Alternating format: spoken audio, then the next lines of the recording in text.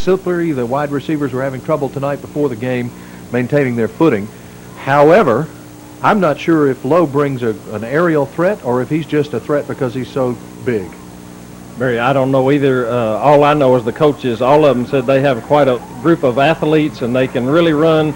Last time they said that was the Fairfield quarterback, and he really could do it. So this ought to be an exciting game. As the Patriots take the field, am I not correct in thinking that Wenonah beat McAdory earlier this year, and Homewood suffered a stinging defeat last week at this very stadium to the McAdory Yellow Jackets? That's exactly right, Barry. Let me give you the starting lineups very quickly. It looks as though Homewood did win the toss. We'll see how they do it, whether they elect to receive or defer to the second half. For Homewood, you probably know it as well as we do, but we'll give them to you. Starting at split end tonight will be number 10, Reggie Lias. At one tackle, John Whidden. The other tackle is Brian Anderson, wearing a 65 jersey tonight. The guard will be number 50, Jacob Pugh. The center, 53, Jason Zarzar. Another guard, 66, Kip Cowan, back and healthy. At tight end, the sophomore, number 84, Kevin Stadinka. Scott Hazelton will be a flanker, wearing the number 12 jersey. At running back tonight, another sophomore, number 24, Mark Andrzejewski, Michael Andrzejewski's younger brother. Michael out with a broken clavicle. Eric Moulton will start in the fullback slot. I suspect we'll see Martell Smith moving into the backfield fairly rapidly. And the quarterback for the Patriots is number 11, Michael Whitman. We won't give you the full lineup for Wenonah, but we'll tell you that, again, their quarterback is number 8, Patrick Lowe. The running backs are 30, William Mays, who runs as a tailback, and the fullback is number 3, Ben Sullen.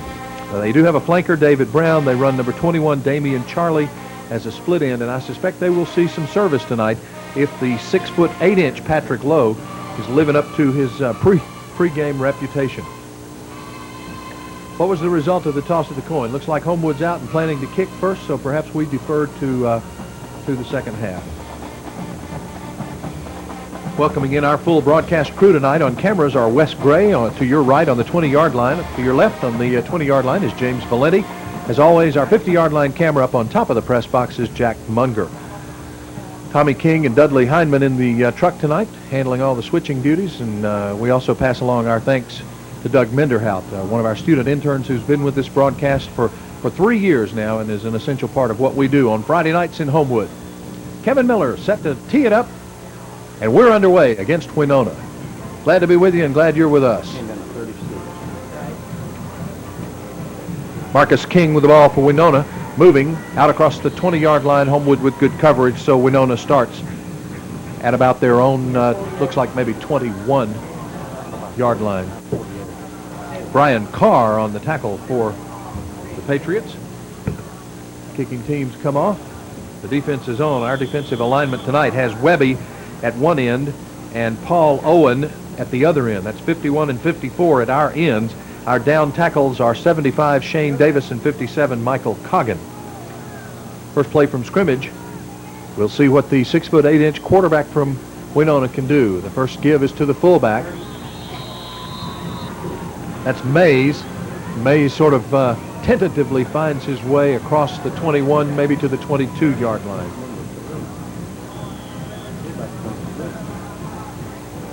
Looks like we may see some passing out of Wenonah tonight. They're in a passing type formation. They have 2 men split wide, and they have a slot back too.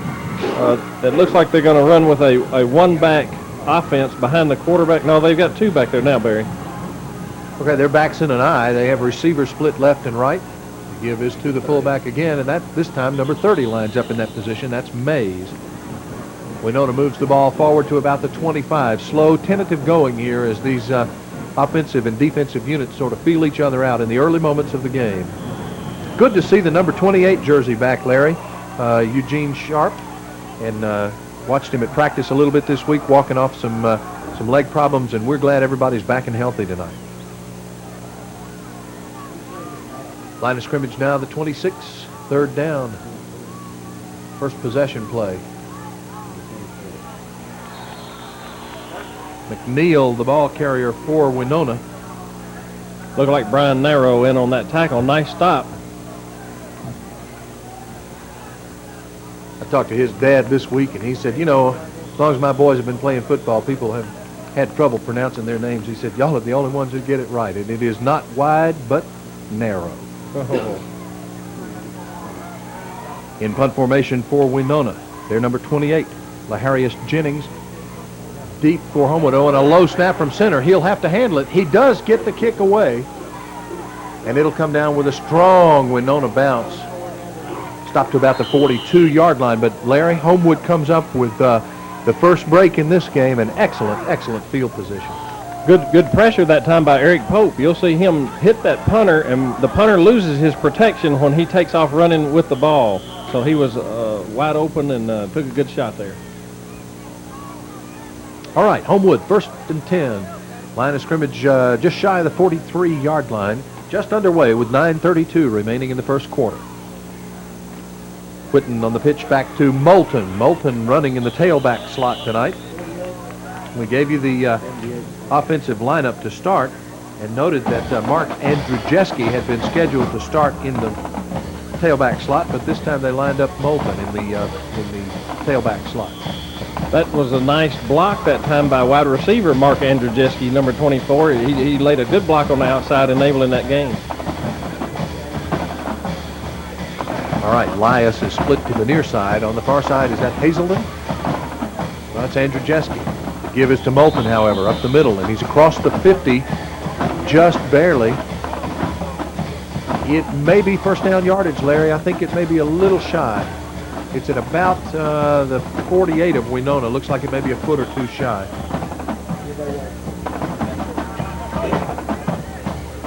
Good shot of Ernie Mills and Bill Farrell over there on the chains. Some of the many volunteers who help make these football games a reality. Here's Moulton on the give. First down yardage and more, down almost to the 40-yard line. Good choice. 3rd down and short.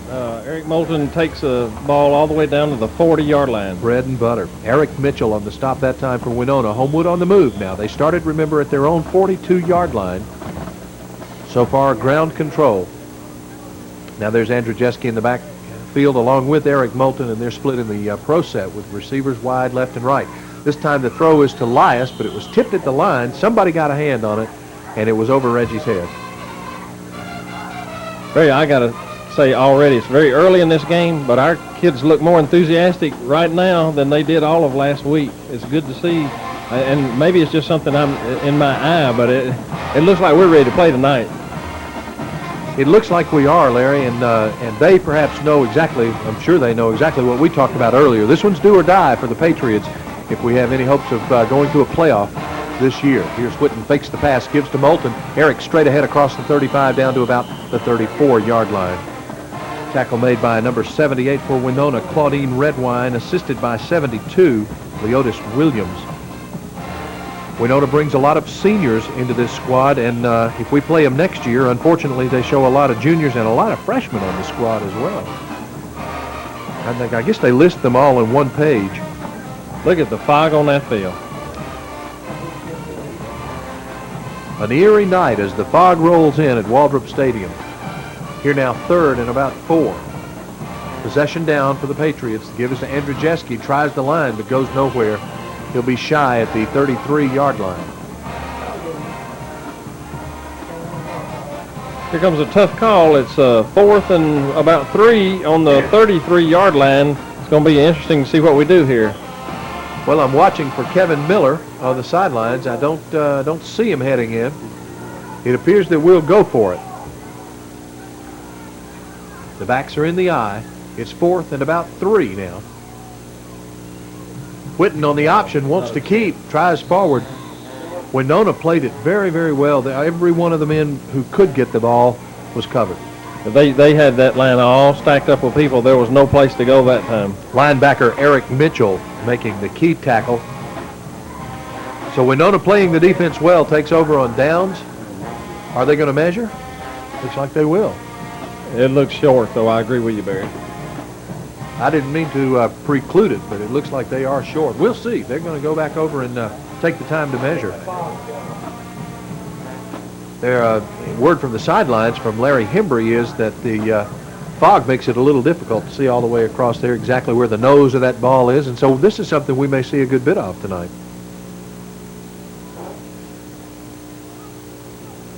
Lots of slack in that chain, so way short. Wenonah takes over on downs.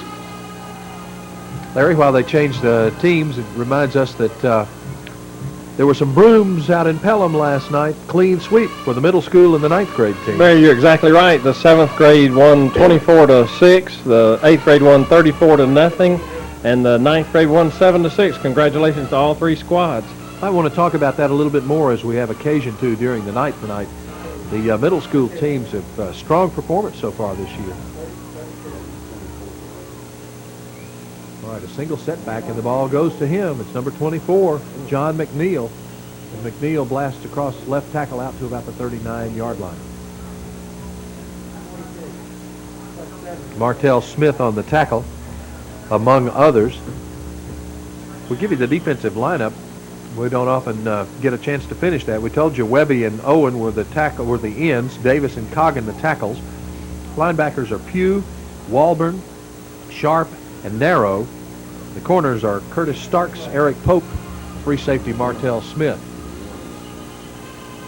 This time it's Martin, the ball carrier for Wenonah, and he brings it out to about the 43-yard line. So that'll be, from my vantage point, first down yardage. There it is. It was Martell and looked like Paul Owen in on that tackle, but like you said, after he had gained first down yardage. Wenonah's first, is that their first down? First down of the night. Single setback again. Pitch to 24 around left end. Tackling being done by the linebackers. Actually by the free safety that time, Martell Smith. Boy, that's tough when your safety's making all your tackles for you. Yeah, David Dura points out, Larry, they are using 4 different backs, but most of the time so far in a single setback. So they're running folks in and out, probably with plays.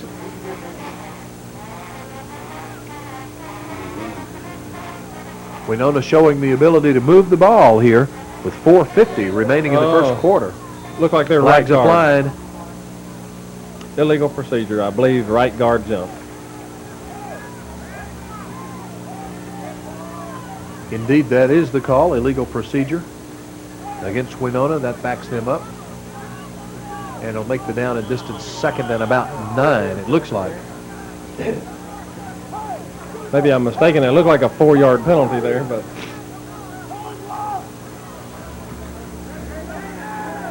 A delay give. And that guy is fast. Pope's going to have to catch him. He's gone. Wenonah strikes first. Nyamaka Martin. Boy, I was dreading saying his name. Martin, a sophomore for Wenonah, around left end, and just exploded into our backfield. Just exploded into our backfield. So Wenonah strikes first.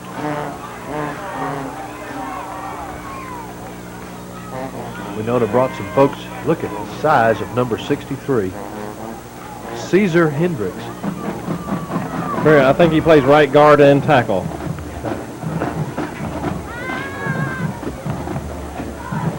Looking for the kicker on the Wenonah squad.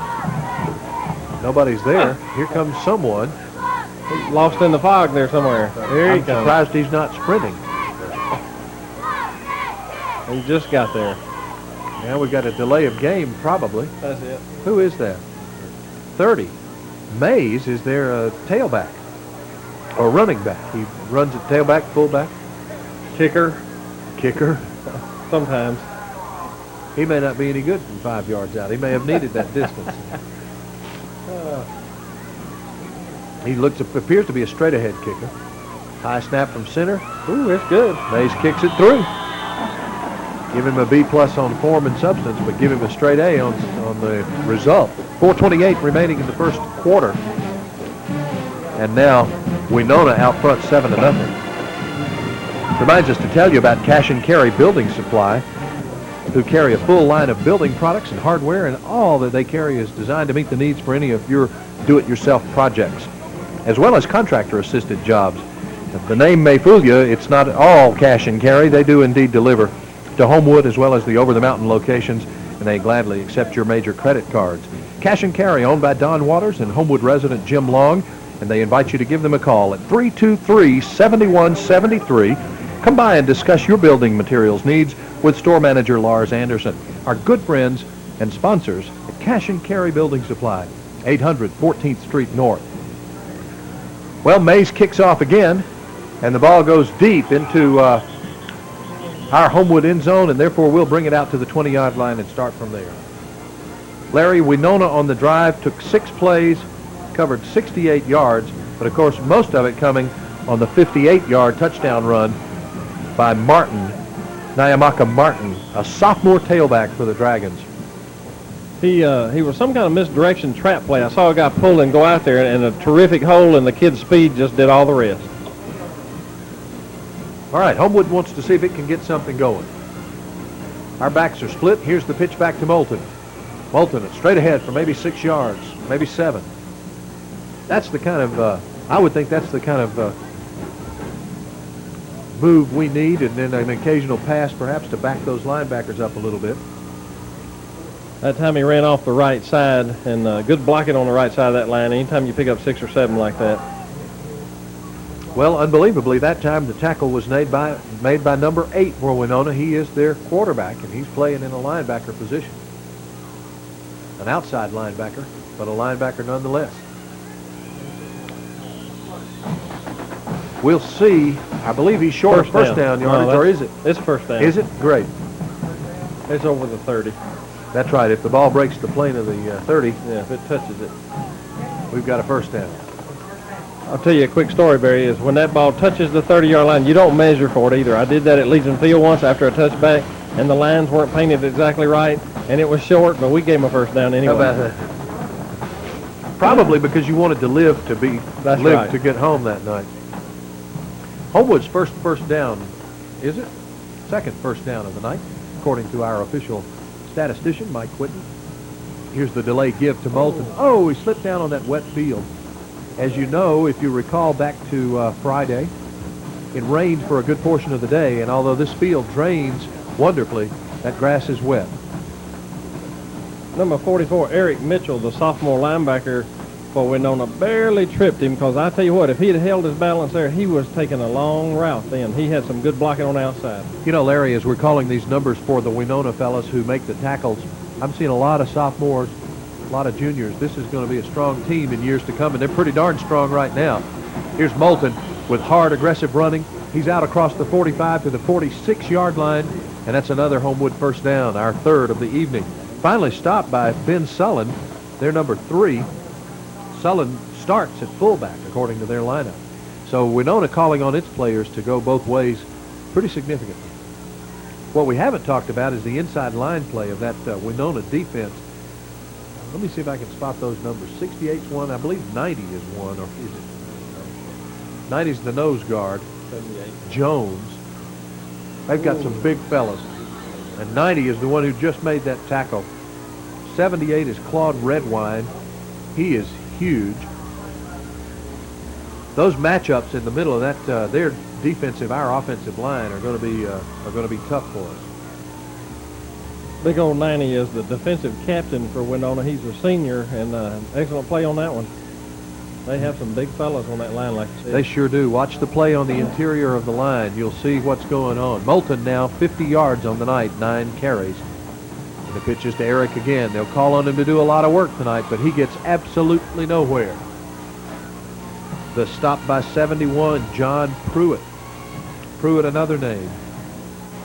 The front 4 for Wenonah are Redwine, 78, Jones, 90, Williams, 72, and Pruitt, 71. They really anchor that front defensive 4. On that last play, the senior nose guard that's bigger than Jason Zarzar knocked him straight back 8 yards and put him on the ground. That's a good matchup in the middle there. Here's Homewood now. They're looking at 3rd and 11. This one's critical. It looks like it might be a pass. Good blocking. Michael gets protection. Got a receiver. Oh, there was a bump and a flag flies. It was a late flag, but it does fly at the Wenonah 38-yard line. From my call on it, it looked like it might have been interference, Larry. I believe you're exactly right. It was right in front of the field judge right there, and that's what he's got. We're going to see it again on the screen. Good protection, like you said, Barry. Nice pass. I think the guy cut his shoulder just as he came in for the interception. Their receiver, or their defender, was cutting in to try for an interception. Time winding down in the first quarter, although the clock is stopped with 53 seconds now remaining in the quarter. There you see the call. First down, Homewood at the Wenonah 39-yard line. I think I recognize that referee. That's Coach Sam Short, who coached me in high school, and he still looks as young as he did when he was in high school coaching us. He's the dean of the officials, for what it's worth. In the Birmingham area? That's right. That was back at Ramsey, was it not? That's correct. Was that in the 50s or the 60s? Let's see. Some movement, and it looks like missed signals on the part of the Homewood backfield. We'll have to straighten that out and see what happened. The line fired off, or part of it. No flag. So no gain. In fact, a loss of about a yard. Call it now second, loss of 2 yards. Call it 2nd and 12.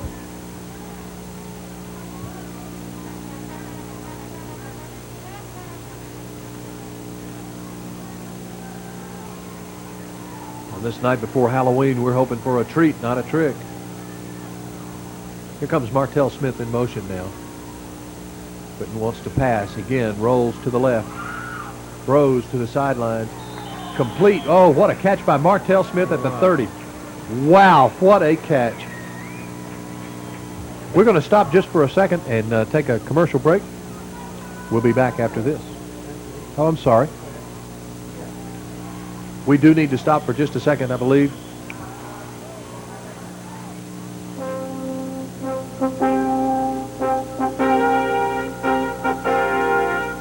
South Trust Bank is pleased to support Homewood High School athletics and wishes the Patriot football team a winning season.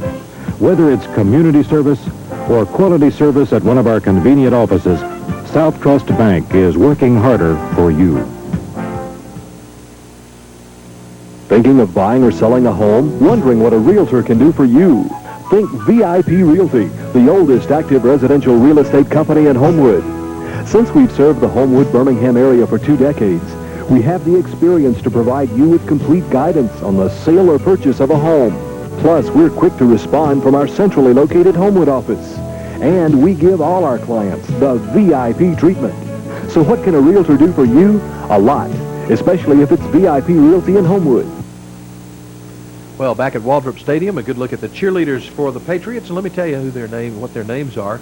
The cheerleaders this year are Melissa Boren, Keisha Cole, Laura Ann Daniel, Carmen Greer, Jennifer Harris, Susan Holberg, Allison Jones, Ashley Legg, Ashley Litton, Arlene Moniz, and Laura Wunderlich, and Casey Kirby.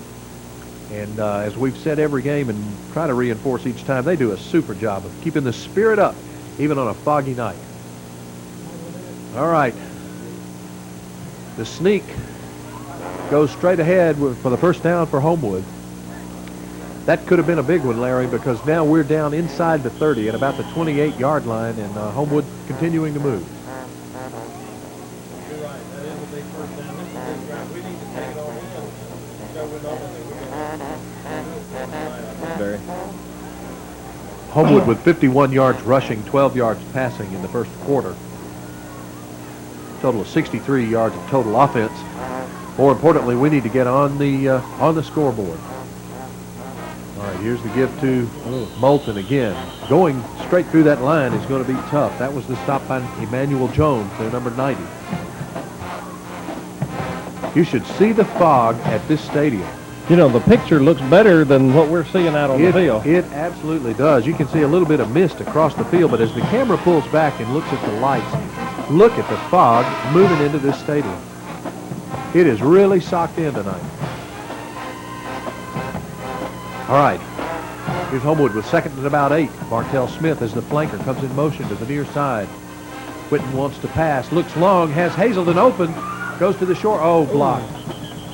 Blocked. Hazelden was open on a post, but Michael was pressured that time. Looks like we got a flag on the play. It was big pressure that time. Let's see what was. Preliminary indication, holding against Homewood, trying to give him protection. So that'll bring us back, repeating some of what we saw last week, where Homewood would drive and get in excellent field position, and then penalties would hurt us. If you just joined us, we've just started the second quarter. Wenonah out front, 7-0, on the strength of about a 58-yard run from a sophomore tailback for the Dragons. And Homewood now driving, but this one's stymied a little bit. The ball now resting at the 35-yard line. Look like sophomore Kevin Stadenka in. He's caught some big passes for us this year. Let's see if he brings in a play with his number on it. Kevin wears the number 84 jersey. He'll be at a tight end, probably on the near side. 84. Did I say 34? I'm sorry. 84. Stadenka's out. Quinton wants to pass. Airs it out right in the middle for Elias. Incomplete at the goal line. Now there's a flag at the goal line. The intended receiver there was Martell Smith, I believe. That's pass interference, but I'm not sure which way. It's against us. I was afraid of that. Preliminary indication is pass interference against the Patriots. That'll bring us back some more. That's a loss of down too, Barry. Well, with its second and about 7. 17. It'll now be third and 17. Third and about 32. Oh my goodness, it's a 15-yard. That's right. Yeah. Loss of down. Well, the ball now is at the 50-yard line. First down for us would be at about the 17.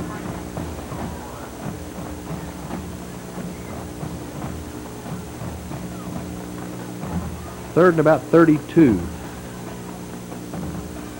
All right, just a delay give on a draw to Moulton. Moulton straight ahead, gets a big chunk of it back, trying to get us within field goal range, if nothing else.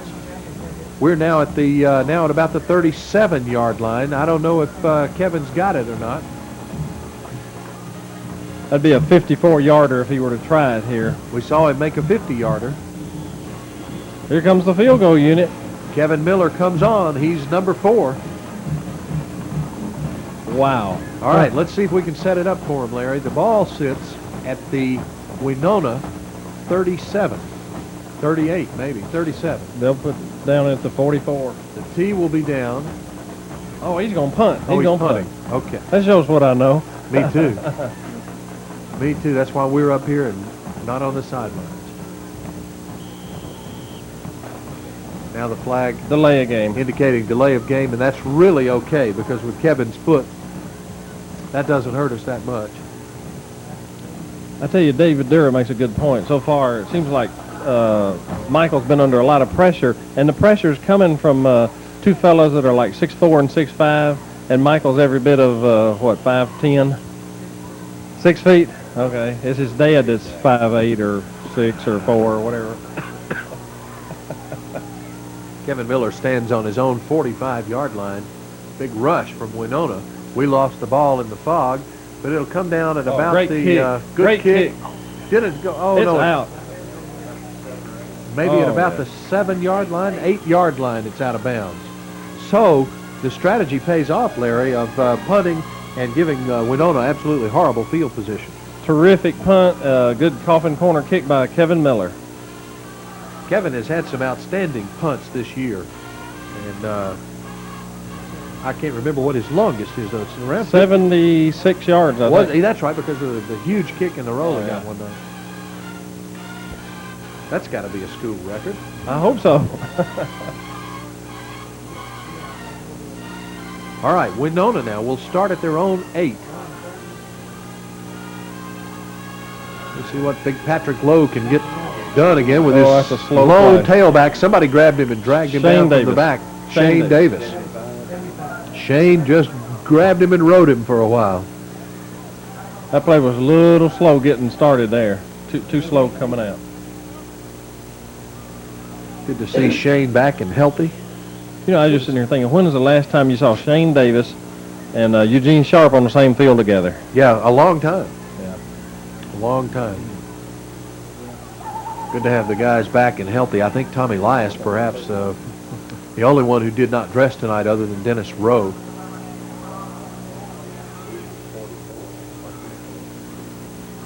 right, the give is to, this time, 24 running in a tailback slot. That's John McNeil. The tackle by Davis again. Yeah, the big senior is playing a pretty good ball game. He's made a bunch of tackles from that down tackle spot so far. All right, now the line of scrimmage about the 13-yard line. That'll bring up third and about 5, Larry. There's a good shot of some of our coaches and players there. David Jones talking to the offense. Kip Cowan in the background. Hazelden is 12. Missed the other one. 53 is Zarzer. That's probably who it was. This is Martin, the tailback who scored earlier, but they shut him down this time, and Wenonah will have to punt. Well, that's good news. This could give Homewood good field position. Now, he's got to punt from his own end zone or close to it, I would think. Looked like Michael Coggin in on that tackle, and I'm not sure what that may have been, that same play that they scored on earlier, but Michael nailed that one right before it got out of the box. I think you're absolutely right, Larry. It was the misdirection give to Williams. I'm sorry, Martin. All right, we have deep who? Martell probably. And narrow. No, Andrew Jeske. They wisely leave it alone. The ball will come to rest at about the Wenonah 43-yard line, so Homewood's in excellent field position. We're better off than we were following the penalty last time. Good pressure on the punter again, and one of our guys ran up and just barely touched their punter, and he faked it and fell on the ground. And Coach Short standing there looking at him, just shook his head. No, I don't think I'm buying that, guys. Okay, looks like Homewood's on offense here.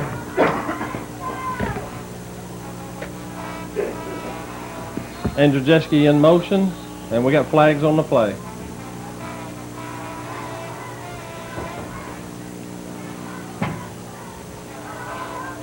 Looks like illegal procedure on Homewood again. Another penalty on the Patriots. Larry, those things have been killing us. There's the indication against the Patriots.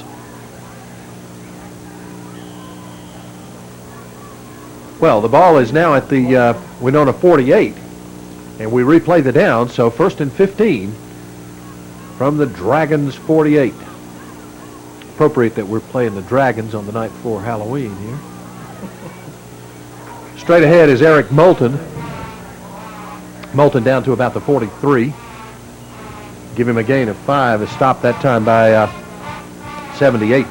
Red wine for the Dragons. You know, if their pants were a little more orange instead of that yellow on the Wenonah team, they'd be black and orange. Good Halloween colors here. Eric with 70 yards now on the still young night. 6:09 remaining in the half. Whitten looks long, right across the middle, just out of the outstretched arms of Reggie Elias. You know, Reggie has really come on for us as a wide receiver.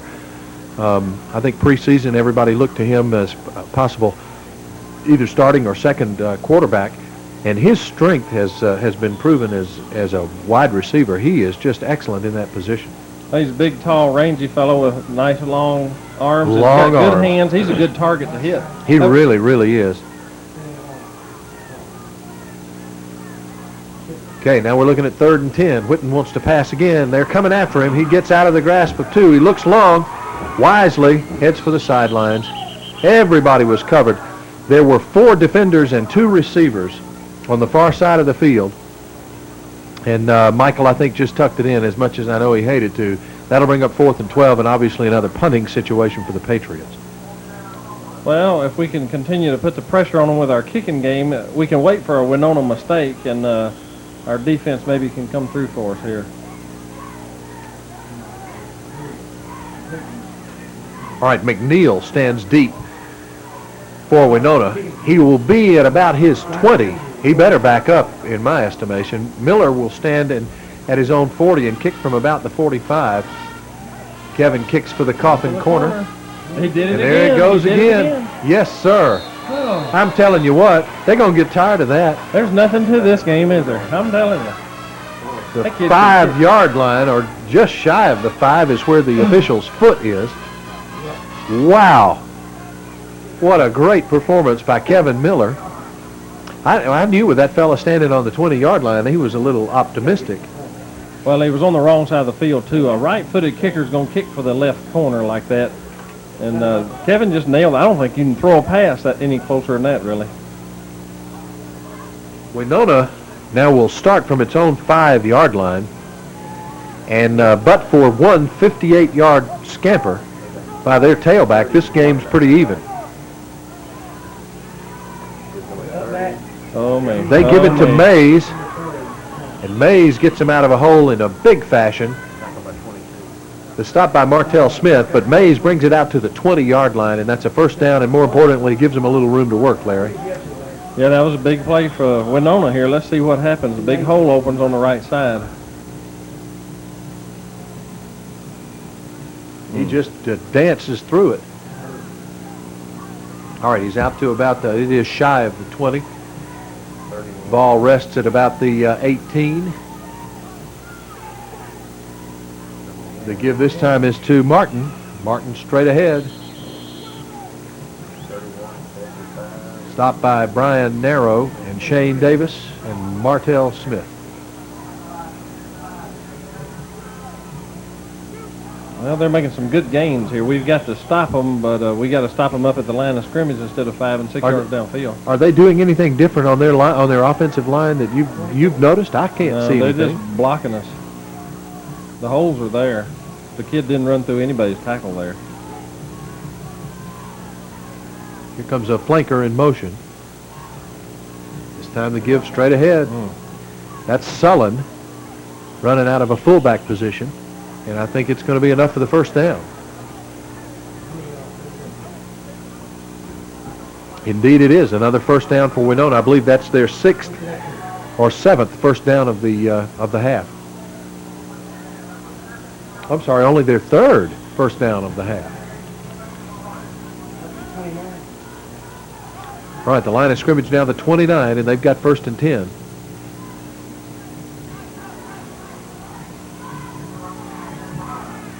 .419 remaining in the half.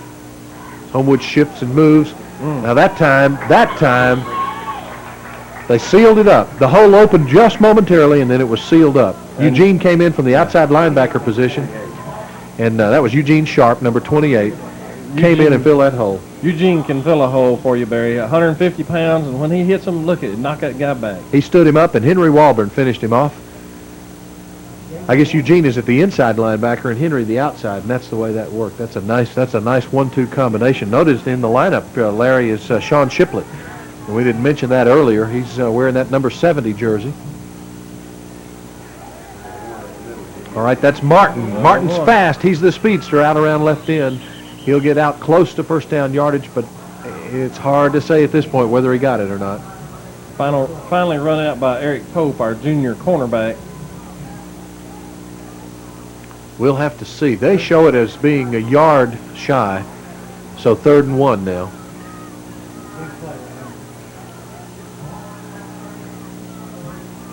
Paul Owen. Where's that over there? Is that 78? Is that Preston Wallace? Who had some good plays in our last game. Oh, man. I talked to his dad after last week. He said Preston had a ball. Now Wenonah moves back. Somebody's out on the field in a trench coat. Have we got a timeout? No, they're going to measure for the gain, I believe. Okay. Very while they're measuring, let's finish up what we were saying earlier about the sweep down in Pelham. Yeah, strong performance by the middle school. Well, the 7th grade is 4-1-1 now, and a terrific squad. And I know Coach Wright and his staff have done a terrific job with them, and they're really excited about it. And also the 8th grade is now 6-1. And their last games of the season are at Rudd this Tuesday. And the 8th grade squad has set a record. I think Coach Wright was saying that he's never had 4 shutouts before in one season, and they got 4 with still 1 game to go. Well, that's great. And Larry, is it not true that if they gain, 53 more yards of offense in their last game, it will break an all-time Homewood Middle School offensive rushing record? Rushing record, that's right. So this squad has really been special for Coach Wright and really all of us to watch it. We've enjoyed it. You know who loves to hear that more than anybody else? Gerald Gann, Right. Bob Newton, Mike Thorson. They say, come on, guys, send them up. That's good. It's an indication of a strong football program in Homewood with a strong middle school, strong 9th grade squad under the leadership of Bobby Statham, and certainly a strong high school squad. 3rd and 1 now. 2 backs stacked for Wenonah. They want to give it straight ahead to 30. McNeil, boom, hit at the line. Wow. good He hit. did not make it, I don't think. Sean Shiplett. Sean Shiplett. Watch him right up. He said right guard is cheated up on the line Is there. that Sean? Somebody came in from the outside. It was Henry. Henry Walburn. It was Henry. Good play, Henry. Senior outside linebacker, Mr. Henry Walburn. You talk about somebody that will hit you like a ton of bricks. Yeah, that was a big hit there, and the big play made them punt. Maybe we'll get a break. They've been having trouble with their snapper all night. We need to watch for the trick play. But in the meantime, we have Mark Andrzejewski and Martell Smith deep for the Patriots. They'll stand at their own 33-yard line. It's a kick. Return zone. Comes down to Martell at the 33-yard line. He wants to go to the left. Looks for the wall. Wall just didn't have a chance to set up. But a good return nonetheless. And we're again, Larry, in excellent field position at about the 48-yard line. Yeah, good point from David Duro. 2:05 remaining in the half. So we need to go into our 2-minute drill here, I guess, don't we? And you know something, speaking of that, that was a magnificent drive engineered in the waning moments of the game last week. Homewood proved, as we're calling timeout here. The line doesn't know it yet, but we have. Let's take a commercial break while they call a timeout, and we'll come back and conclude the half for you right after this. Be sure and stay with us now. You know when it's right, you know when you feel it, baby. You hold it, you hear it, you taste it, it's right. You got the right one, baby. If it's irrepressibly lovable, unsurpassably callable, and intimately soulful, you got the right one, baby. With 100% NutraSweet. Dear Central Bank. Oh, writing the bank. Yeah. They messed up the checking account? No. Had to wait in line? No. Rude tellers? No, never. Rude husband. Me? I'm thanking them for all the trouble they went to and all the extra work they did so we could close the loan on this house. That's their job. In 2 weeks. Oh, 2 weeks. That's right. Yeah, that's right. That's Central Bank. Central Bank. Unlike other banks, our prime interest is you. Back to live action at Waldrop Stadium. You only missed one play while we were gone, and we're going to show it to you again as you watch Martell Smith take the ball and move it around the right side. I believe that's Eric Moulton with the ball. Let's see. Oh, is it? Yes, it is indeed. It's Eric. He stopped after a gain of about 3. Now we're back to live action. Homewood in its hurry-up offense. Michael Whitten back to pass. Cannot see it. Intended for Hazelden on the far sidelines, but I believe incomplete. It is so thick and soupy out there that it's hard to see the ball as it's released. Okay, then that'll bring up, what do I see across the field, Larry? Is it 3rd and about 5?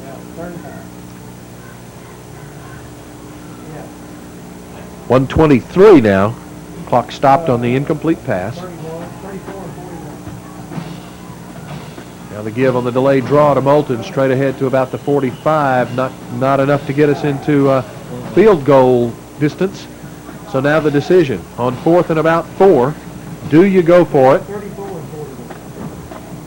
Do you try a miracle field goal that would be from about would be a 60-something yarder? I don't think you do that.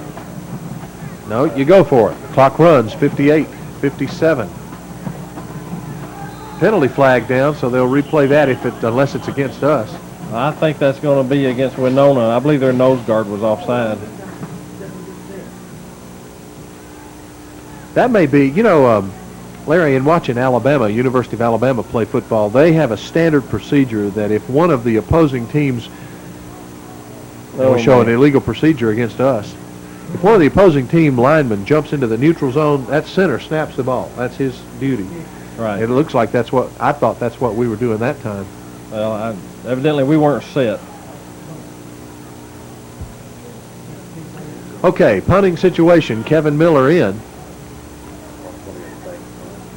No. David Durr's predicting a fake punt, but I don't believe it. We'll give him credit for it if it is indeed.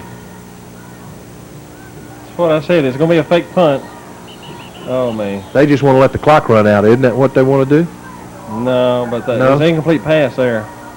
Oh, he didn't catch it. Right. Sorry. He thought he was out of bounds. Well, Incomplete. Let's see it again. incomplete. Martell is lined up to the near side. No, it No, skips it's to him. It in skips there. to him. It skips to him. Okay. All right, Coach Dura called it, though. All right, Homewood then with Wenonah in striking distance. Of course, they always are with that fast tailback they've got. They're at the 50-yard line, and it's our job now to shut them down, so we go into the half only down by 1.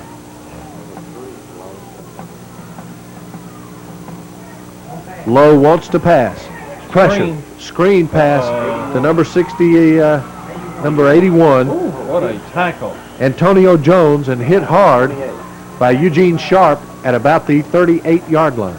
Through all that soup, I couldn't see the number, but when I saw the hit, I knew it had to be Eugene. Now Wenonah calls timeout, and I'll ask the folks in the truck, do we need to take another commercial break? We do not. It's a good time to talk about the people who are the trainers on our Homewood team. They'll be out on the field in just a second. We'll show them to you. And Larry, who are the folks who are training? They're out there with every time the team is there, they are there. And they're like some of the students who help us with the broadcast, Doug Minderhout and others. We just appreciate that because that's what student involvement's all about. All right, now comes the time to stop them. Let's shut them down. And the members of the color guard as they come out and get ready for their halftime performance. And there are the Star Spangled Girls. Who wouldn't recognize those red capes?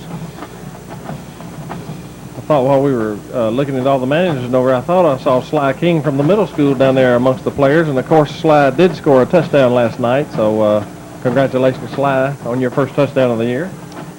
All right, Wenonah with receivers wide, left and right. They bring a flanker in motion to the near side.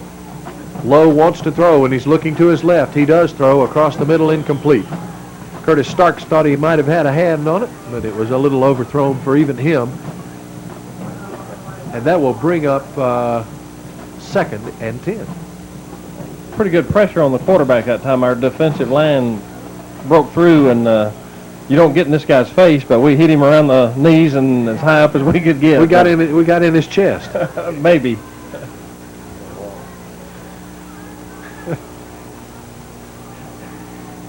He would be very good for one of those ESPN commercials, you know, in your thorax.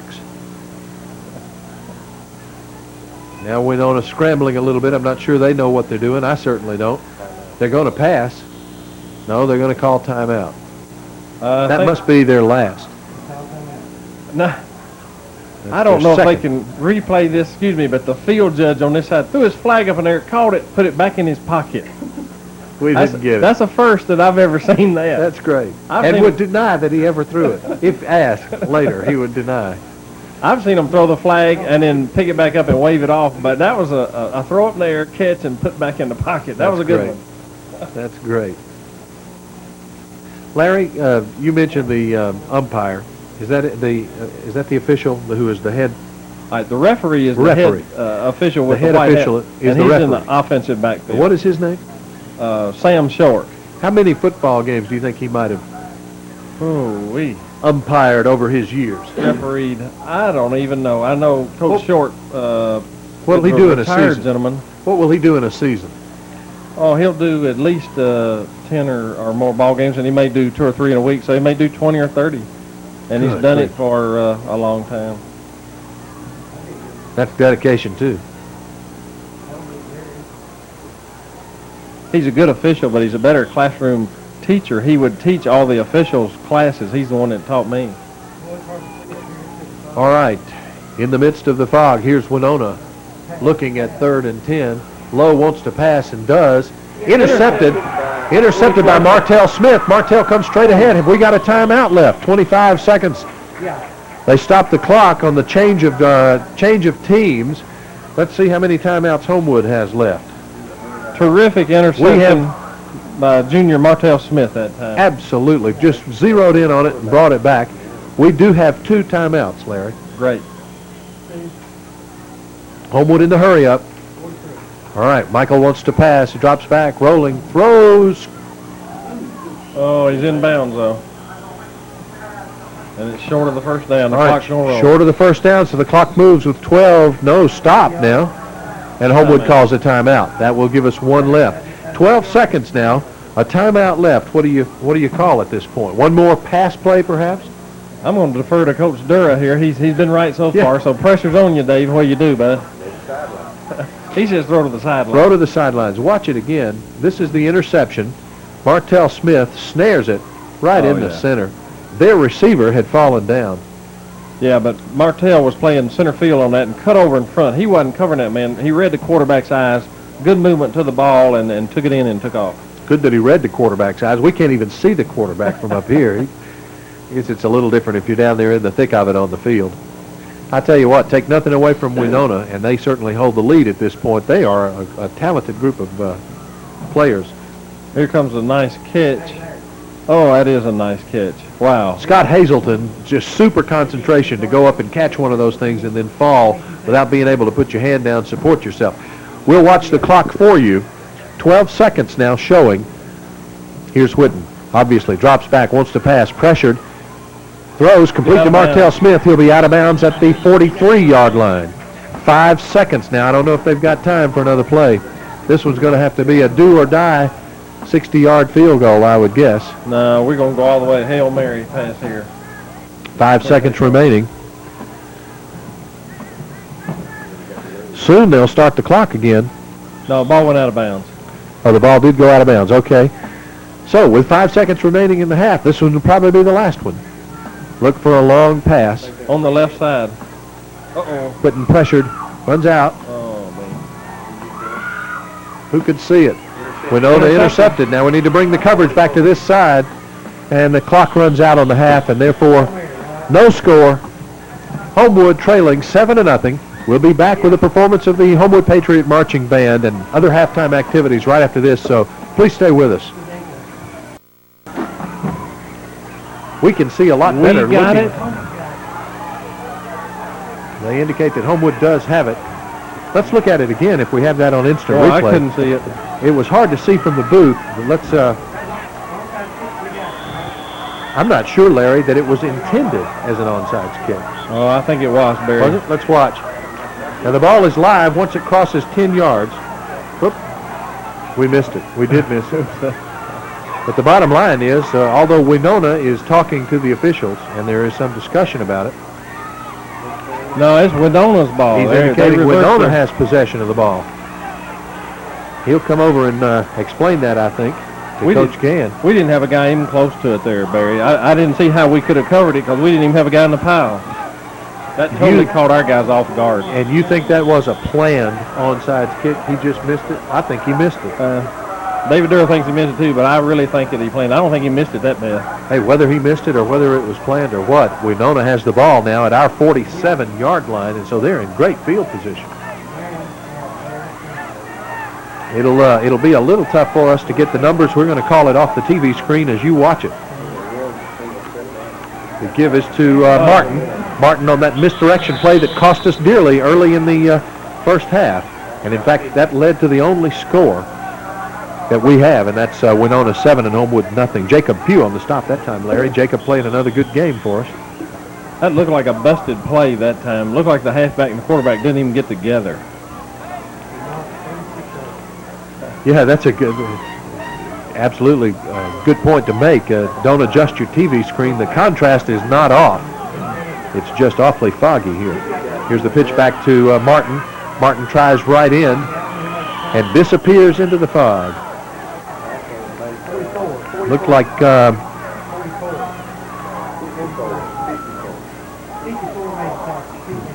Paul Owens and maybe Curtis Starks in on that tackle together.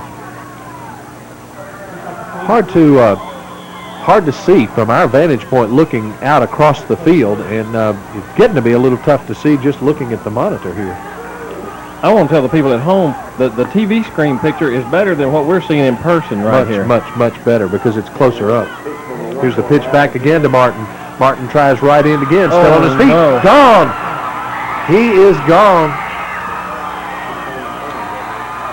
Looking to see, and there are no flags that we can see anywhere. That's the same player who scored the first time, Larry, if I'm correct. That's Martin. Yep, number 1. That's exactly right. Nyamaka Martin. Well, a quick strike coming off of an onside kick. And Wenonah has another 6 points on the board. We'll see now if they have an extra point kicker. Last time it was their fullback.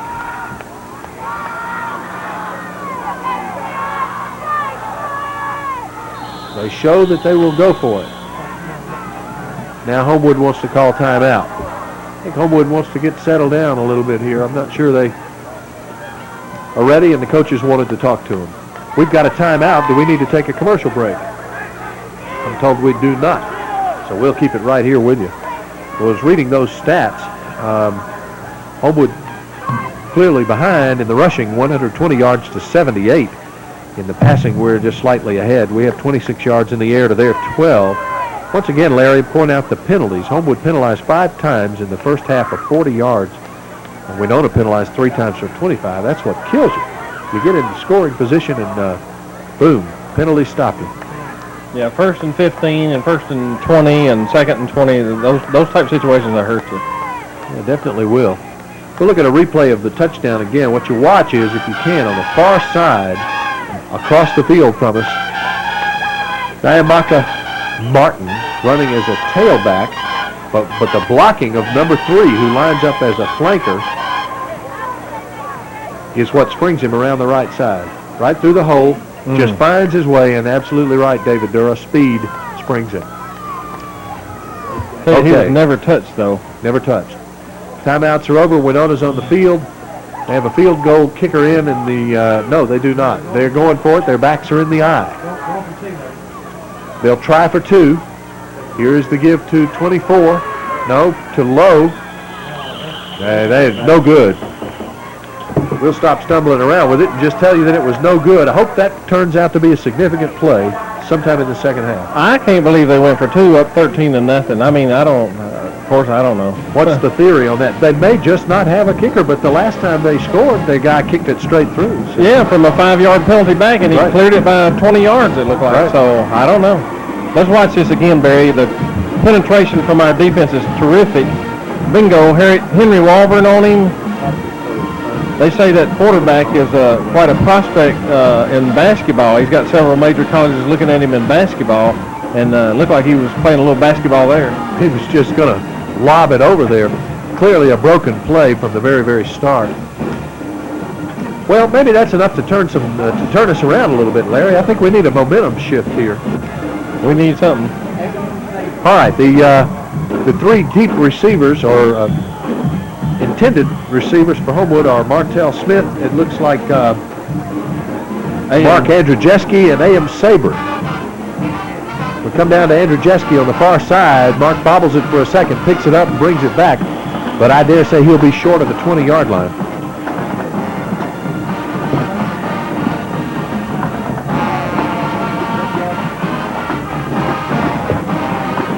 All right, they're changing out now, and Homewood has an opportunity to get something going. I think this is a critical possession for us, Larry. We need to establish ourselves as able to control the ball and to move it down and score. And also, it'd be good to eat up some clock at this point. Well, we need to get some points. Huh? Absolutely.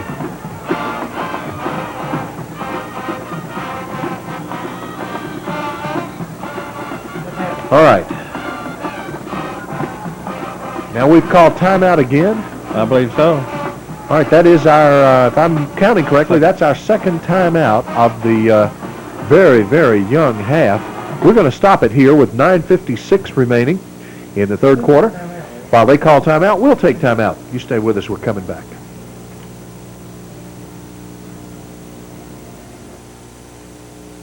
Some things are always reliable. Now there's something else. At South Trust Bank, we don't just talk about quality service, we guarantee it. We guarantee accurate statements and a fast response to your questions or problems. We guarantee prompt service in our lobby, and our anytime tellers will be available when you need them. We have more offices in Alabama than any other bank.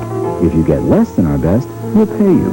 You can bank on the service at South Trust, guaranteed. Back to live action at Waldrop Stadium. Homewood at the line and ready to go. Now, we've taken 2 timeouts here early in the third quarter. Get things straightened out. The pitch back goes to, is that Eric Moulton? Eugene. No, Eugene Sharp. Around left end. Looks like he's out to maybe the 25, Larry. Stop by number 56 for Wenonah, Eddie Sewell.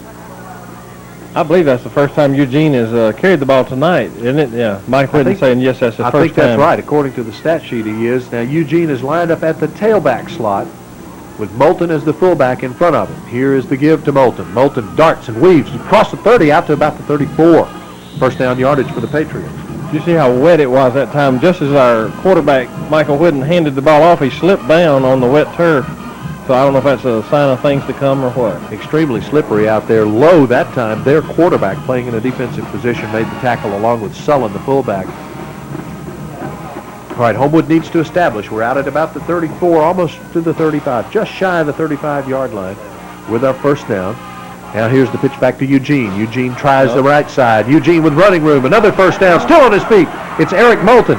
Oh, falling forward inside the Wenonah territory down to about their 35 or 36-yard line. Great run by Eric Moulton. If we've got it again, let's look at it. We've seen Eric's strong, powerful running all year, but look at the balance here. Bing, bing, 2 hits, keeping his balance. Oh. He fell 10 yards. Yeah. Great block by Eugene Sharp on the corner, Larry. Made a key block to spring Eric around the right side. Now Homewood's moving. Another first down. The line of scrimmage, the Wenonah 35.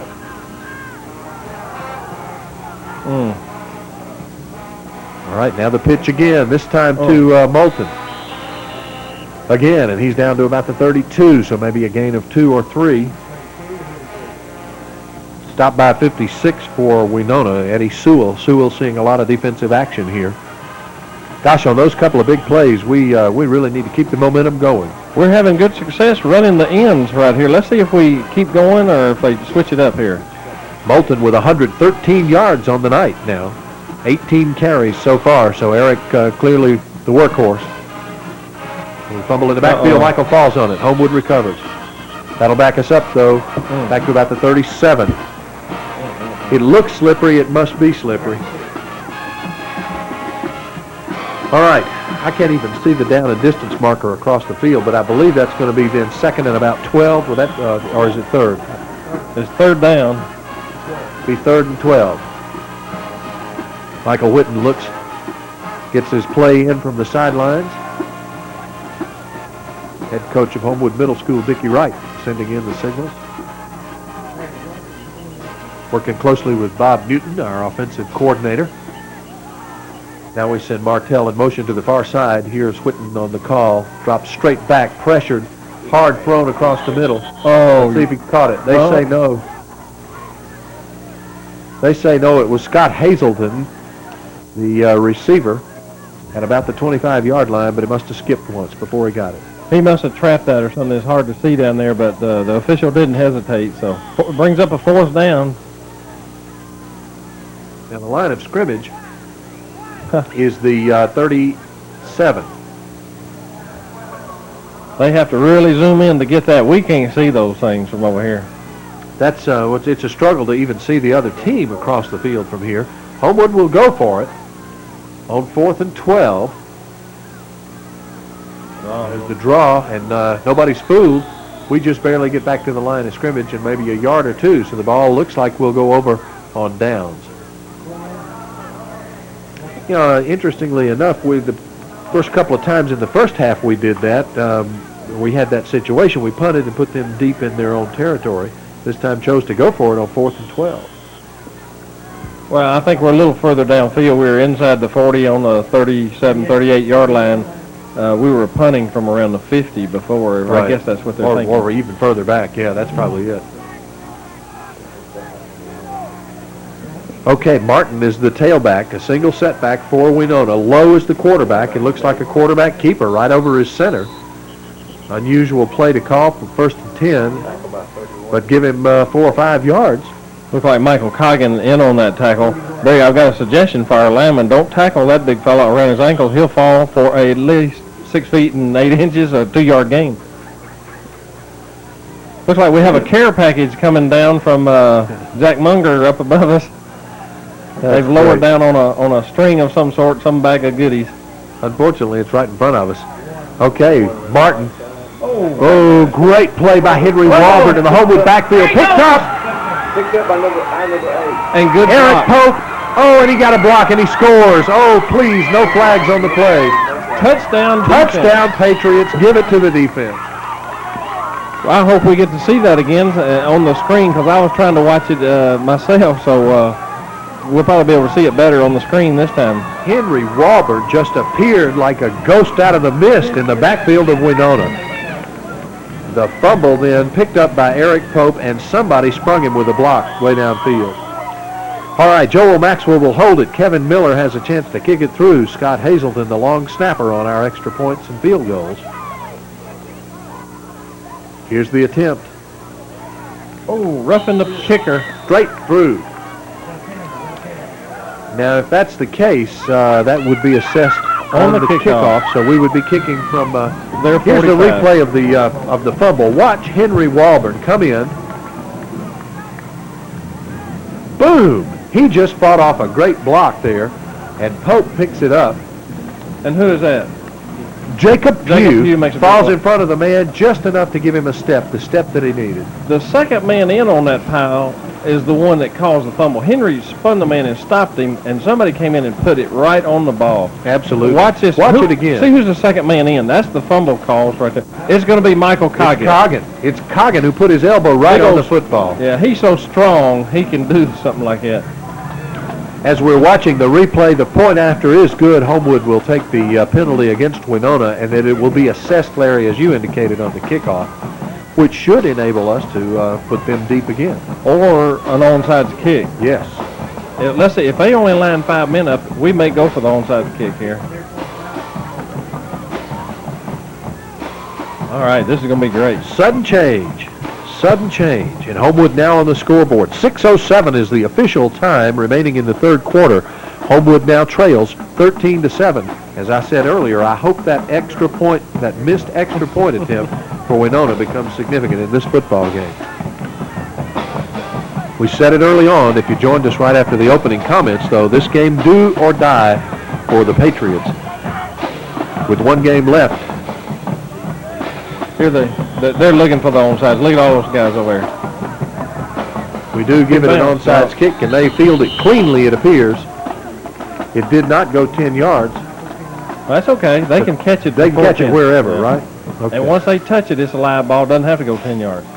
Well, their up man made a good clean catch. I didn't make a clean catch on his number, but that's all right. So Wenonah with field position now at about the 37, Larry, as best I can see looking across there. I'm in no position to argue with you, Barry. I can't see it at all. That's my story. I'm sticking with it. Now here comes the man in motion. 2 backs. They give it to the first man through.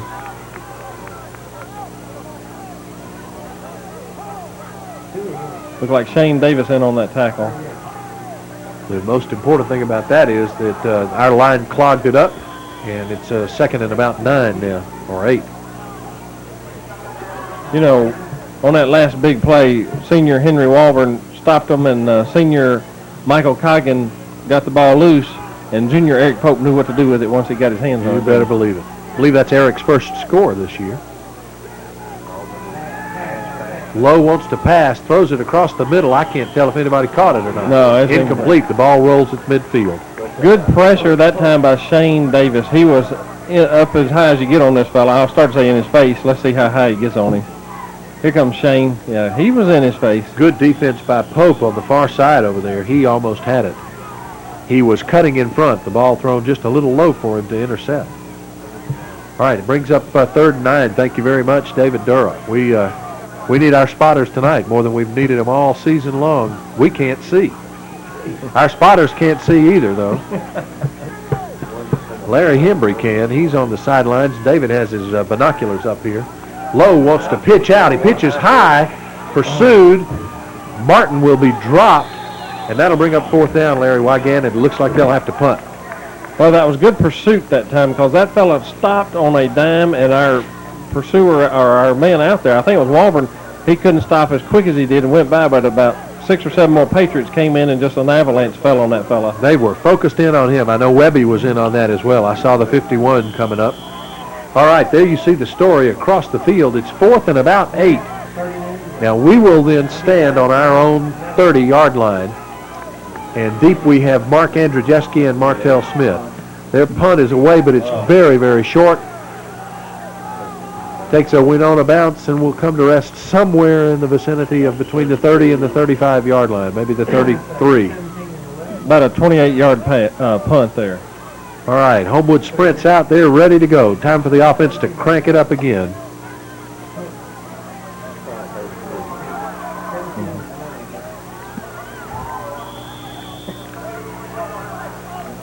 All right, here we go. Our line of scrimmage, the 33. We're agreed at that. We have receivers left and right. Backs in the pro set to give this time to, can't see, is it Eugene? And he never had a chance. Eugene Sharp? He had stopped at the line of scrimmage. He had 3 or 4 Wenonah Dragons on him about the time the ball was handed to him. So here, Eugene tried to do something with this, and here's 3 or 4 defenders with it. Stopped not only at the line of scrimmage, but a loss of 2 brings up 2nd and 12 for the Patriots. They really need to uncork it this time. 3:42 remaining in the third quarter as we play in the fog at Waldrop Stadium. Well, who was that? Eugene again. All right, that's Sharp again, but there is a flag on the play on the far side of the field in the Homewood backfield. We'll see what happens. Holding Homewood. All right.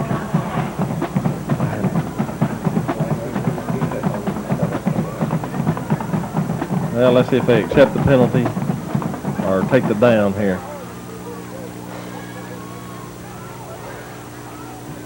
Looks like it's going to either be 3rd and 9 or 2nd and 19, I guess, or maybe even more than that if they go back to where the spot of the foul. Whole lot of pointing going on. Holding is the call against the Patriots. There you see the official give. It takes it back to about the 23-yard line, looks like. The penalties again, Larry, becoming a story. Now Homewood 6 penalties for 50 yards. We're still in the third quarter here. All right, reverse. Here's the pitch back, the reverse. Quarterback. Elias wants to throw, lofts it. He is wide open. Go, Scott! Oh, my goodness. Sorry, got a little excited there. We'll look at it again. Scott Hazelton was out by himself in the field. Reggie Lice comes around, has got plenty of time, lofts it up just off the fingertips of Scott Hazelton. Goodness. That's a run under pass. You just loft it up there and run under it. A little bit far. I want to give credit where credit was due there. David Durr almost had a heart attack beside me on that one. So 3rd down. And what is it, 22? 3rd and 22.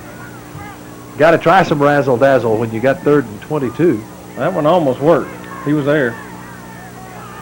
All right. Michael wants to pass. Man. Pressured, but he rolls out well. Looks like the routes are covered. He wisely throws it. Whoa! He Martell almost had it. I think he was throwing it out of bounds. All right. Now that brings up 4th and 22 then, and now we'll call on Kevin Miller to really do us a job. It's hard to throw the ball when you got somebody chasing you from the very second the ball is snapped, and he's on the dead run right behind you. And if you hesitate for a second, he's going to clobber you. That's absolutely right. And a lot of the times he rolls to his left. A right-handed quarterback rolling to your left is extremely difficult. Their number 21 that you see there is Damian Charlie, and he stands, as best I can tell, on about the 35-yard line. Kevin Miller will punt, pressured, but he gets it underway, and he kicks it a mile. He kicks it a mile, and it takes a bounce. We got to get the yardage on this one. Picked it up on about the 20-yard line. Goodness gracious. Boy, figure that one out for me. 57-yard punt. 57-yard punt from David Durham. From Kevin Miller. Tom, I'm sorry. He absolutely killed it. Watch it again. The kicking game has been outstanding tonight for Homewood. The punts all night have either been long when we needed them, like this one, or kicking them out on the 5 to 7 yard line. So good tackle there too.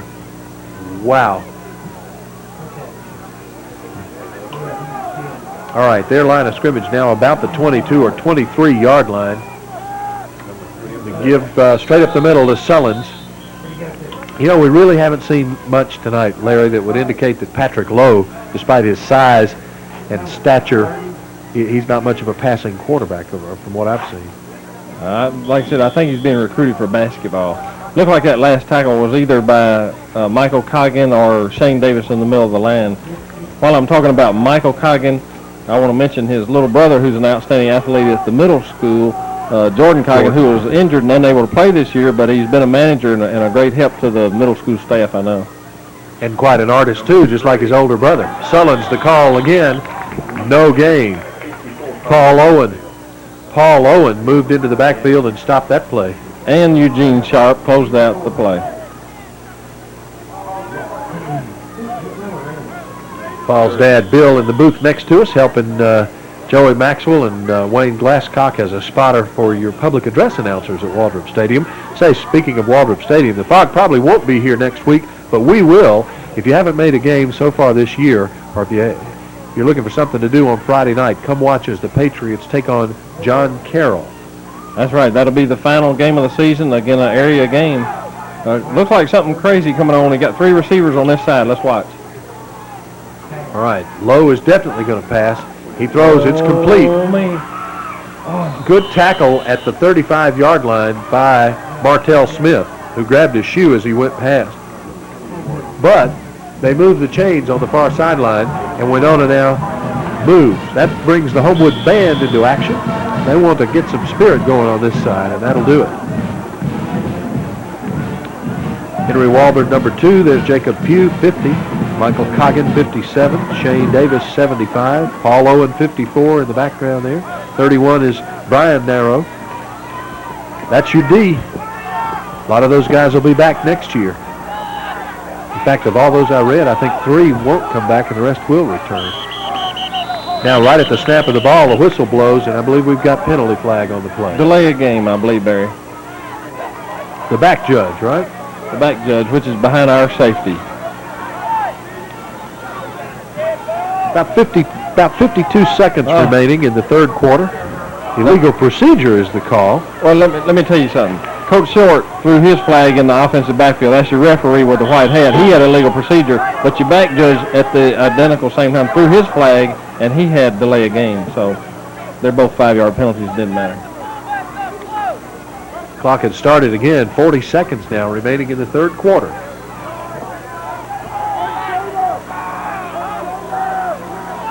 First and 15 now. That's that pitch. Martin is the ball carrier for Wenonah. He moves around the right side and maybe 3 or 4 yards. Anthony Webby got him that time. Clock still runs, Larry, with 20, 19, 18. Almost all night long, they have gone to the strong side. Strong side for them meaning they run towards that slot back or where the in-motion man goes. There's your clock fixing to end the third quarter. As it winds down and the quarter ends, we'll stop for a moment. You pause with us, and we'll be back for fourth quarter action after this. Opportunity to talk about the girls volleyball effort at the high school, Larry. We've got defending state champions, and they're headed that way again. You're exactly right. By the time this broadcast is seen by everyone, they will have played. They're playing to me tomorrow right now, Saturday, October 31st at 2 o'clock, and hopefully at 4:30 for the finals. The winner of that gets to go to the state championship down in Mobile starting on Thursday. Let's cheer for the volleyball team. These are the defending state champions, and wouldn't it be great to repeat? Pressure in the backfield. Patrick Lowe tries to get it away, and it's intercepted. Homewood will score. Anthony Webby. Webby intercepts, and Homewood scores. Goodness gracious. What a sudden change. Watch it again. You got to put it, Eugene Sharp, along with, I believe that's Shane Davis. The guy was just dumping the ball off. He should have gotten intentional ground and had the ball gone on the ground, but Anthony Webby says, no, save the flag. Give me the touchdown, guys. Absolutely. Oh, my goodness gracious. 2 defensive scores here for the Patriots. Shane Davis was blowing in there, and Webby just snared that ball out of midair, and Homewood's on the board now. The game at this moment is tied. Kevin Miller prepares to kick.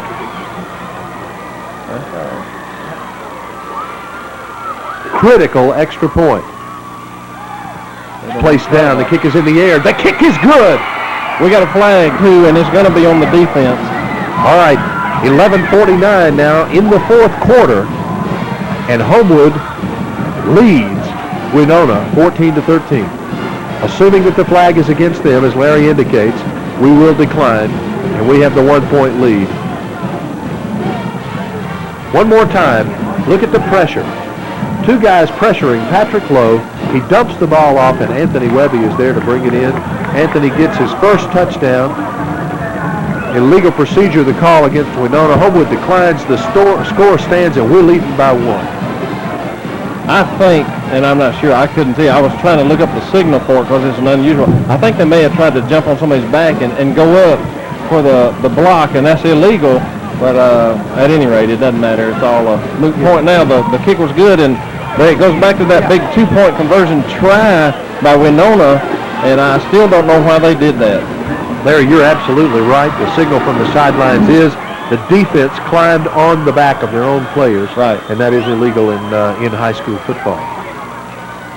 All right. Big turnaround. 11:49 remaining in the fourth quarter, so a lot of time to play. Go get you a peanut butter sandwich and come on back because we got a lot of football left to play tonight. 14-13, Homewood on top. That was a terrific play, heads-up play by Anthony Webby. Good hands, Anthony. You know, maybe playing defensive end, but you got a halfback hands. Sure does. Coach Mike Thorson's talking to Henry Walburn on the sideline. My guess is he's saying, hey, do that again. Big kick by Kevin Miller. It comes down at their 2-yard line to number 24. That's McNeil. Touchback. He must have been standing in the end zone and not realized it. All right. My goodness gracious. Sudden change. There's Bob Newton. Coach Newton, the offensive coordinator at Homewood High, and he's talking to the offense right now. 65 is Brian Anderson. 53, Jason Zarzer. Michael Whitten is 11, the quarterback. Kevin Stadinka looking in from the right. He's number 84. Let's see what happens. Let's see what the defense can do to shut him down again. All right, Lowe gives to the tailback. That's Martin, dropped in his own backfield. Michael Coggin in the other guy's backfield. Terrific play by the senior. Good penetration. That speedy little back, but he wasn't speedy enough to get around Michael Coggin. Watch Michael Coggin come in from the down lineman position. Fights off 2 blocks, blows through, then sacks Martin in his own backfield. Just an average play for senior Michael Coggin. Wow, that's some strong performance. We only wish we could see it. We've been through trains, planes, boats, and now fog this year. I expect frogs and pestilence next. Here's Lowe with the pass. It's complete to their number 2.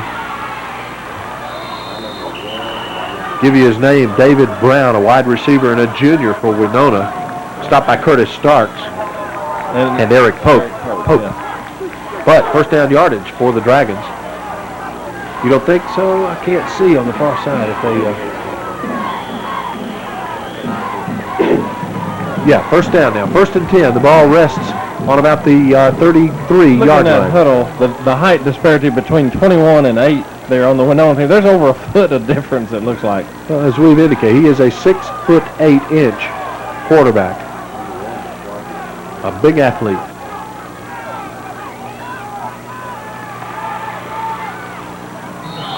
Incomplete. Intended across the middle for their number 81, Jones. But incomplete. And that'll bring up 2nd and 10.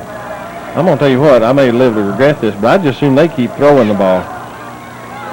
I do too. I wondered early on if wet ball, wet field, foggy conditions might not have an impact on the passing game. Well, I tell you, he looks good wearing Shane Davis and Eugene Sharp and Henry Walburn around his neck, too. He sure does. Boy, the defense has played a great game tonight, haven't they? They've been in their backfield almost all night long. Absolutely inspired defense by the Homewood Patriots. Let's keep it up, guys. There they go, strong side again. In FAA airline parlance, Larry, they'd be saying visibility's about 20 yards tonight. We need to fly by instruments to get this one on the air. Playing in the soup at Waldrop Stadium. 10 minutes to go in the game, 14-13, we're up. They've kind of changed their game strategy by passing more, and I kind of like that, Barry. I find that hard to understand. I do With too. a lot of time left in the fourth quarter, and they have done very well at the run tonight. Oh. All right, that's McNeil. McNeil was hit straight up at the line of scrimmage. Now, that ought to bring up fourth, right? And about 5 or 4 yards. I don't know how he runs it in, and our two super outside linebackers made him together, but it looked like Walburn and Sharp there together teamed up and popped him. Yeah, I don't think McNeil had a prayer that time. They, in fact, are in punt formation, and we're sending Martell Smith and Mark Andrzejewski deep. Mark stands on the left, Martell on the right. They'll stand at about their 30-yard line. Kick is underway. They're backing up. Martell takes it. He's at about the 27, just straight ahead to about the 33. Give him 5 on the run back. The kick was so low. This kicker kicks very low, not time to set up a very effective return. Well, actually, that's to our benefit, though. It doesn't give them time to get down there. Barry, I sure would like to see our offense crank something up here. Uh-oh, we got flags back at the line of scrimmage. Let's see what the call is. Holding is the call. Uh-oh, on Homewood. Homewood. I hope it was after we received the ball. If it's not, it could be a big damaging penalty here.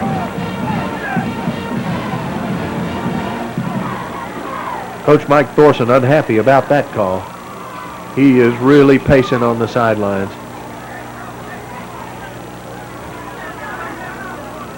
Now they are talking to Lowe. I believe it's going to be their ball. Oh, this hurts. See if we can get the call for you. We follow the guy with a white hat. He'll pace it off. Let me tell you what happened, Barry. We got holding, but it was while the punt was in the air. That's called a loose ball foul.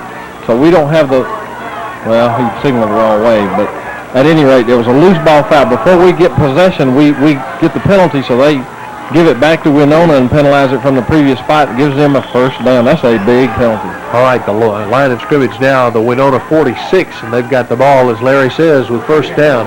Here's the pitch back to Martin. Martin's fast. They drag him down at the 46. Credit Martell Smith with the tackle. Martell's made a couple of shoestring tackles tonight that have been essential. You've hammered on this earlier, but penalties have hurt the Patriots really all year. But tonight, I think that's our 7th or 8th one, but it was a timely penalty, and then, 7th penalty. 60 yards, Larry, tonight on 7 penalties, and they've hurt us because of the timing, as you indicated. Well, we won't dwell on it. We'll just do it again. We need to stop them. Certainly can't afford to let them score. With 8:25 now remaining in the football game, this one's going to be a barn burner down to the very end. All right, a little bit of confusion on the part of the Dragons. The pass is out, overthrown, thank goodness. Incomplete. Eric Pope defending. Sullins was the intended receiver for Wenonah. That'll bring up 2nd and 10. And the ball is at the Homewood 46. 2nd and 2, I'm sorry. 2nd and 2, that's right, on the first running play. Okay, 3rd and 2. 4th and 1. Anybody want to bid something else? That's right, it was 2nd 2, it's now 3rd and 2. Let's see how the third comes. We'll get there in a minute. Lay off the sick guy here. All right, Martin again. Does he get it? No, he's short. It's close, but I think he's short. It is going to be very, very close. I see first down at about the 44, the way I look at it. Boy, he got a good spot out of He that. got a whale of a spot out of that. I think it's enough. Well, let's don't leave the ball in the middle of the field when it's run out of the boundary side here. Let's spot it over here. What do you think? Well, but the official on this side has moved his foot off the mark. I'm not believing that. Coach Shore to be ashamed of that one, but I'm sure it's a good spot, but nevertheless. They really got a whale of a spot that time. Yeah. I don't know if we have that. Do we have that play again on instant replay? Let's look at that again and just see. I don't want to miss any action on the field. I believe the man that had the spot is the gentleman right over here in front of our coaches right now, and he should have put the ball down there, and they should have pulled the chains all the way over here to measure that. See if you can see where they go out of bounds here. All right, he crosses the... Well, I don't know. It's hard to say. This guy over here has the spot. There's no way you throw it out to the hash and then measure it. Okay, first down, Wenonah. It's a pass, low passes. It's complete on the far sidelines to the receiver, David Brown. Eric Pope defending back there. Not enough for a first down, but give him 7 on the completed pass, and Wenonah continues to move. Homewood's got to change this. Need a big defensive play again. This game, in my opinion, may be for the area championship. It's 14-13, 7 minutes, 10 seconds to go in the fourth quarter. This is going to be a barn burner. No question about it. Time to shut them down. Second down now, and about 4 or 3. The ball is at the 38. There's that little play. Martin, maybe a yard, but certainly not a first down. Walburn came up and took that one out real quick. All right. Now 3rd and 3. This could be the most significant third down in the game so far. They need to stop them right now. I don't think Wenonah has indicated they've got a kicker that can kick from this distance. He looked good on the first extra point. Looked good on the second one too. He didn't show. Really? He almost didn't show the first time. 3rd and 3. Let's watch it.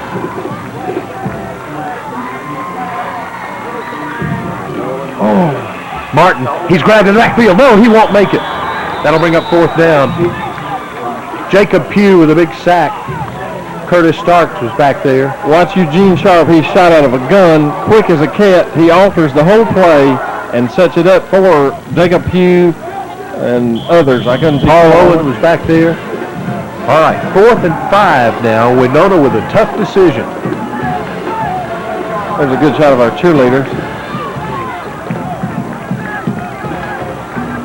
All right, looks like they'll go for it.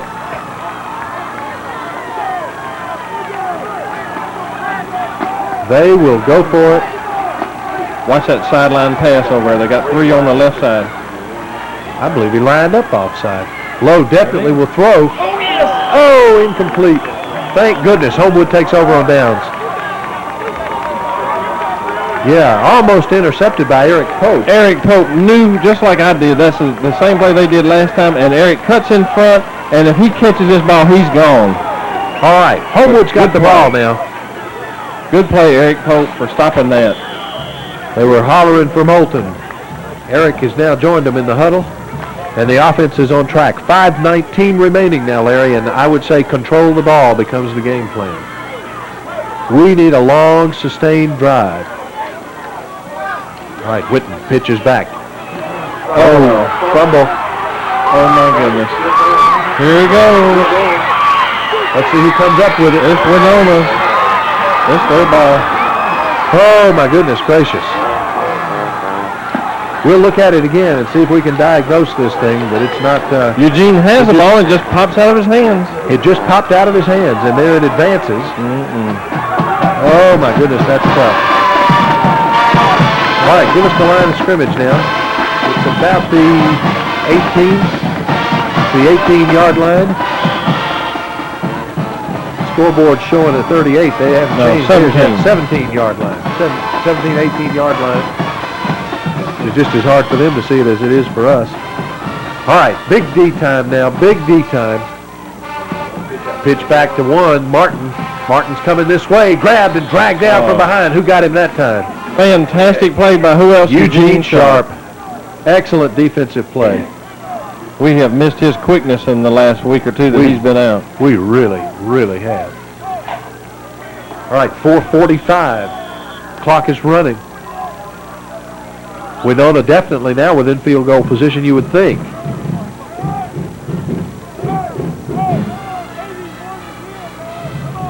They give him maybe a half a yard on that. 2nd and 9. Timeout, Wenonah. Wenonah wants to talk about it. They've spotted something they want to defend. We'll keep it here, and let's finish that discussion we had about the volleyball team. They will play, if they win, on Saturday. They will play in the state finals. That's correct. Next week. That's correct, Barry. They have the sub-state tomorrow, Saturday, which is October 31st. 2 o'clock they play, and then if they win, they play the finals for the sub-state at 4:30. They have to win both games, and only one team gets to go, so they have to win both of them, and then they'll leave school on Wednesday, hopefully, and the first game in the state finals will be Thursday. Larry, who are some of the other strong girls volleyball teams in the state? Well, there's a slew of them, but there's no beating around the bush. Ramsey is always up there amongst the top. I think right now Homewood and Ramsey are still ranked number 1 and 2 in 5A volleyball. Ramsey is number 2, and we're number 1. Did they not play Ramsey for the state championship last year? That's right. Beat 'em. Year after year, Ramsey's always up there. They've won something like 6 out of the last 9 years, the championship. And you're right, we had to beat them in the finals last year to do it, and we did. And we played them twice this year so far, and we split with them. It's been the only 5A loss we've had all year, and of course we beat them once. So it's a terrific rivalry, but we got a lot to win before we get to them. All right, big play now. 2nd and 9. Wenonah's had a timeout to talk about it. Homewood's D is ready for him. Lowe wants to pass. It's just a bootleg. He keeps it and rolls out of bounds at about the 14-yard line. So give him a gain of maybe 2, maybe 3. 3rd and 7. All right. 3rd and maybe 7. A long 7, we like to say. Just shy, just inside the 15-yard line. This is going to be an interesting call. Do you put it up in the air and try to go for the win here, or do they have a field goal kicker, which this is in chip shot range if they do have a field goal kicker, and maybe will they run off tackle and center it up more for them? Their kicker on the first extra point was their number 30, if I recall correctly, a tailback named Mays. He's a straight-ahead kicker. They're coming this way, Barry. 3 receivers. Fumble. Who's got it? They got it. All right, Martin recovers. Give him a loss of 2. Now 4th and about 10. Henry Walburn right on top of that. That fella, if he was just a hair slower, Henry was right there with him. Let's see if they go for a field goal here. That's where the percentage would be, but I don't know. We're going to have a timeout, Wenonah. Wenonah takes a timeout to talk about it. 4th and 9. 4th and 9 at the 17. We'll keep it here and not break away. We will pause for just a moment to change tapes, and then we'll come back for the exciting conclusion. You stay with us. For the fresh tape, we take a look at Henry Walburn. He's talking to Coach Mike Thorson. We need to talk about the defense a little bit, Larry. They played one whale of a football game tonight. You're exactly right. The kicking game's been strong, but the defense has scored all the points. The defense has gotten us out of some holes. The defense has done just about everything you could ask for them. They've had 1 or 2 lucky, well, I hate to say lucky, but they've had 1 or 2 big plays against them by the Wenonah people. Here comes the defense now, field goal. All right, they'll try a field goal. Is it 30?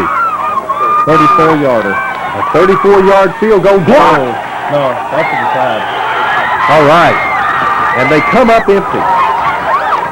That gets the Homewood Partisans on their feet, and the ball goes over on downs. I thought it was blocked, but it just went off to the side, right? I didn't see a block, but I can't see much of anything. It just looked like he pushed it off to the right side. Here comes our offense. If we can get 2, maybe 3 first downs at the most, we can win this game right here. All right. Give them a line of scrimmage just shy of the 20-yard line. 1st and 10, Homewood. Now it'll be ball control to give to Sharp. Running in the tailback slot, maybe gets a yard. Eugene looked a little bit like one of my buddies, Tommy Lice, there with 2 arms all over that ball that time. He was not going to let go of it. Big defensive tackle and nose guard Emmanuel Jones makes the tackle for Wenonah. Michael looks to the sidelines to get the play. He's taking as much time as he can without getting a penalty here. He's going to run that clock for all it's worth. Hopefully somebody's counting him down on the sidelines, giving him a signal that it's okay to go. 3:16, 3:15, 3:14. Clock running. Need a couple of first downs. All right, here's the pitch back to Eric Moulton. Moulton tackled after about 4 or 5 yards. The tackle, no, lost. So 3rd and 10. I was looking for their number 5, and he's not on the roster, so I don't know who that was. They only have one timeout left. Again, we're taking all the time we can. Coach Wright signaling the play into Michael Whidden, the sophomore quarterback, and he's going to take it right down to the wire with this thing. The clock's still running, 2:35, 2:34 now. We need to get the clock set up in the lower right-hand corner for you, but the camera that would do it is the camera that's showing you the action. Well, we slipped and fell after a couple of yards. That'll bring up 4th and maybe 8 or 9. We had a pretty nice little hole there, but that field's been tough all night, and his feet just flipped right out from under him, and just tough break there. But again, there goes the clock still. All right, down to about 2 minutes remaining now. Kevin Miller called upon again tonight. If we ever needed a big one from him, we need it now. The intended receiver stands on about his own 33. He's learned his lesson. Kevin will stand on about his own 12 when he kicks it. He gets the punt away, sails one. It comes down, takes a Homewood bounce, bounces to about their 33-yard line. Who was it that slid down and got it there? Paul Owen slid and recovered it, and it's Wenonah at their own 33. Big punt. Only a 45-yarder that time, so it brings his average down to like 50 or so yards now. Tell you something, the kicking game and the defense tonight have kept us in it. Kevin's had a great night tonight, and you're right, the defense has been just fantastic, and 1:30 to go in the game. Wenonah doesn't seem to be in a hurry, and I'm all for that, so they've got one timeout left. Wenonah with the one timeout. Well, you would think they'll go to the air. We don't have a whole lot of folks deep, but Patrick Lowe wants to throw, and he airs it out. Everything he's got on that one. Oh, incomplete. Man. Do we see flags? No, but the fella had a good shot at it. No flags. All right. That stops the clock on the incomplete pass. 1:08. Oh, my goodness. I don't know if we're going to be able to stand this one. There's a good shot of Eric Pope as they're testing him. We're putting Reggie Lias in at safety, getting a little height back here, and he's way back, 25 yards deep. Patrick Lowe will pass again, and this time again he airs it out. It's intercepted! Reggie Lias at the 47-yard line, and that, my friends, is the ball game. You know what? That's the first play Reggie was in on defense, and you know that was a great play by Reggie. Oh, it was just absolutely great. In the background, you see the sweetest thing I've seen this night, and that's a scoreboard that says 59 seconds remaining. We're ahead by 1, and we got the ball. And they've got one timeout left, and they're not using it right now. I think it's a moot point, folks. The clock is running with 50 seconds remaining. Just fantastic. An interception by Reggie Lias seals the fate of the Wenonah Dragons, and it looks like Homewood will win this game. All we have to do is down it a couple of times. They do have one timeout to spend. We'll see when they spend it. But all we have to do is just down it 2 more times. Barry, I want to talk about next week. We play John Carroll. They're in our area. It's a big game. If we win it, we get to go to the state playoffs, and if we don't, then we will sit at home. Doesn't get much bigger than that, does it? No, it doesn't. It really doesn't. All right, second down, 10 seconds. We down it. Hey, folks, that's it. Let's count it down. 7, 6, 5, 4, 3, 2, 1. Homewood wins it 14-13 in a supercharged defensive effort. Larry, I want to come back after this commercial break and wrap it up because this one deserves wrap up. We'll be back after this. Stay with us. Buying or selling a home? Wondering what a realtor can do for you? Think VIP Realty, the oldest active residential real estate company in Homewood. Since we've served the Homewood, Birmingham area for 2 decades, we have the experience to provide you with complete guidance on the sale or purchase of a home. Plus, we're quick to respond from our centrally located Homewood office. And we give all our clients the VIP treatment. So what can a realtor do for you? A lot, especially if it's VIP Realty in Homewood. Back at Waldrop Stadium, wrapping up an absolutely fantastic win. And it wasn't signed, sealed, and delivered, Larry, until inside the last minute to go. But credit the Homewood defense with an outstanding performance tonight. Well, you got to be happy for all the players, especially the seniors. Had some big plays out there. Walburn and Michael Coggin. Of course, the juniors scored the touchdown, though. Eric Pope and Anthony Webby. The defense played great, and, of course, the kicking game was great. Coach Newton and Coach Thorson arm in arm. One note on the statistics front. Eric Moulton had 114 yards on the night for 21 carries. Whitten had 26 yards passing, so we're in fairly low figures in terms of overall offensive stats. But what the important stat is on the scoreboard right now, and that's no time remaining. And Homewood wins it 14-13 over Wenonah. We're back here next Friday night. Want you to be with us as we take on John Carroll in the final regular season game. A win there would ensure us a berth in the playoffs. It's the biggest game of the year, Barry. I hope everybody will come out and support these Patriots. They're playing good ball. As you watch them leave the field, we'll sign off and tell you that it's been our pleasure to bring this broadcast of the Homewood Patriot football game to you. We hope you'll join us next week at this same time and watch us as the Homewood Patriots take on John Carroll. For Larry Wygand and all the members of our broadcast crew, thanks for joining us. I'm Barry Copeland. Good night, everybody.